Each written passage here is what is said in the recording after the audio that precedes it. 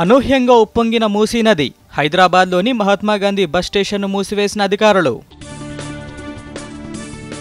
తీర ప్రాంత ప్రజలు సురక్షిత ప్రాంతాలకు తరలింపు. ఎప్పటికప్పుడు పరిస్థితిని పర్యవేక్షిస్తున్న ముఖ్యమంత్రి రేవంత్ రెడ్డి. బంగాళాఖాతంలో బలపడిన అల్పపీడనం. దక్షిణ ఒడిశా, ఉత్తరాంధ్రలో తీరం దాటనున్న వాయుగుండం. దీని ప్రభావంతో 2 రోజుల పాటు రాష్ట్ర వ్యాప్తంగా విస్తారంగా వర్షాలు. స్థానిక సంస్థల ఎన్నికల్లో బీసీలకు 42% రిజర్వేషన్ కల్పిస్తూ రాష్ట్ర ప్రభుత్వం జీవో జారీ. ఎన్నికల నిర్వహణపై నేడు రాష్ట్ర ఎన్నికల సంఘం కీలక సమావేశం.